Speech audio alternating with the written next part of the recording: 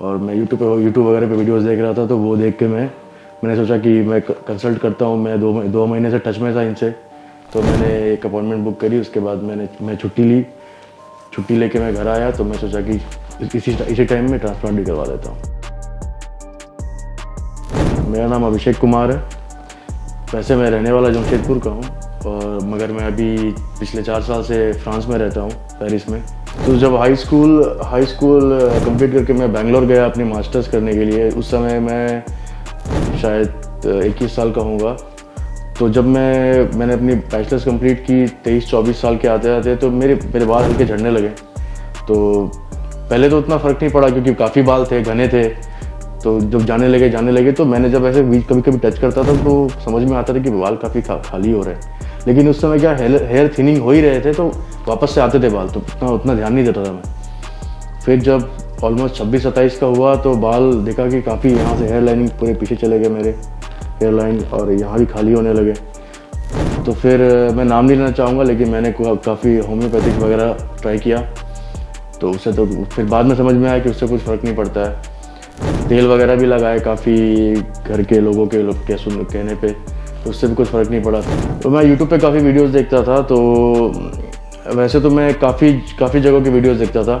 उसके बाद मेरे को अचानक से एक रिकमेंडेशन आया, जहाँ शायद यहाँ पे राजपाल यादव ने करवाया था और काफ़ी लोगों ने करवाया था। सीआईडी के सीरियल के सेलिब्रिटी लोगों ने करवाया था। तो फिर मुझे इसी क्यूएसटी के रिकमेंडेशन बहुत आने लगे। मैं देखा कि रिजल्ट काफ़ी अच्छे हैं, और हरिद्वार मैं सोचा कि मम्मी को भी घुमा दूंगा थोड़ा यहाँ पे। तो उस वजह से मैं हरिद्वार से मैंने ये सिलेक्ट किया। और बाल झड़ने के कारण मुझे लगते हैं कि एक तो जेनेटिक्स है मेरे पापा के और दादा के। मेरे पापा के बाल मुझसे ज़्यादा हैं खैर, लेकिन शायद बैड हैबिट्स भी बोल सकता हूँ। मैं स्मोकिंग करता हूँ, ये सब करता रहा काफ़ी यंग एज से, तो शायद इसकी वजह से भी हो सकता है, मुझे ऐसा लगता है पर्सनली। और जेनेटिक्स तो है ही। तो अभी मेरी शायद आज या कल सर्जरी होगी, तो उसके बाद सर्जरी के बाद कैसा एक्सपीरियंस होता है मैं आपको बताऊंगा। तो बने रहिए वीडियो के एंड तक। मिलते हैं सर्जरी के बाद। बाय।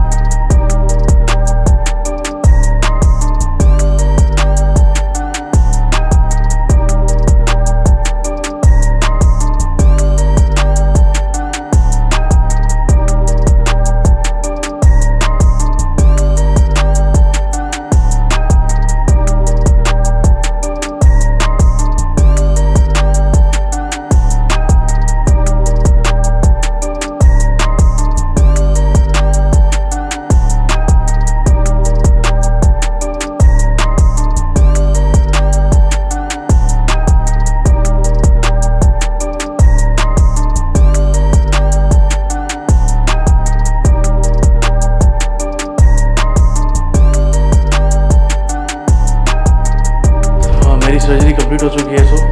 तो मैं क्यूएसटी क्लिनिक में कल आया था। कल मेरी कंसल्टेशन हुई। उन्होंने बोला कि मुझे 3800 ग्लास लगेंगे। तो उन्होंने कल ही मेरी स्लिटिंग कर दी। स्लिटिंग में क्या होता है कि वो आपके होल्स कर देते हैं जहाँ पे आपके बाल लगाने हैं। उससे क्या होता है, प्रोसेस का टाइम थोड़ा कम हो जाता है। तो कल उन्होंने मेरे स्लिटिंग पार्ट कर दी, और आज फिर मेरा ट्रांसप्लांट हुआ।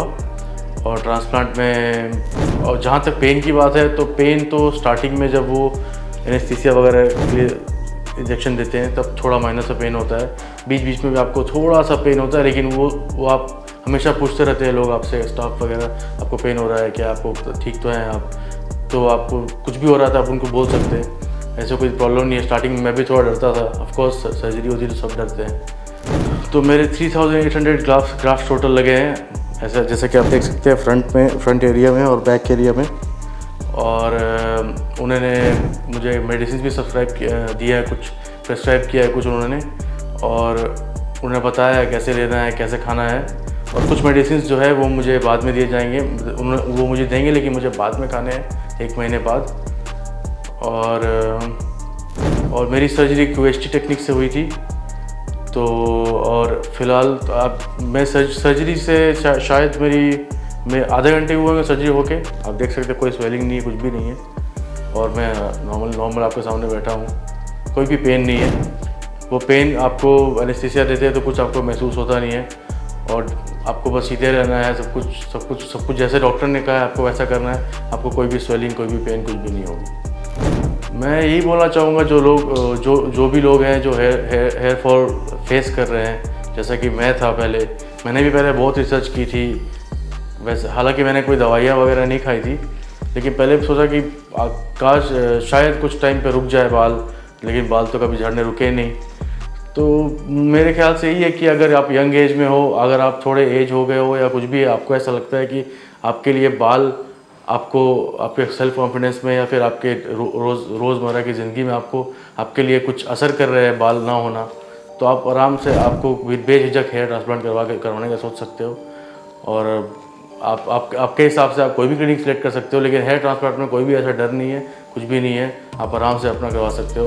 और मेरे हिसाब से क्यूएसटी क्लिनिक एक बेस्ट ऑप्शन है अगर आप यहाँ करवाना चाहो तो। मैं बस यही बोलना चाहूँगा, थैंक यू क्यूएसटी क्लिनिक एंड सारे क्यूएसटी के स्टाफ। मेरा एक्सपीरियंस है बहुत ही अच्छा रहा है, और जल्द ही आई होप कि मेरा रिज़ल्ट बहुत ही अच्छा हो, और जैसे ही मेरा रिज़ल्ट आता है कुछ महीने बाद मैं आपको दोबारा वीडियो में दिखाऊँगा।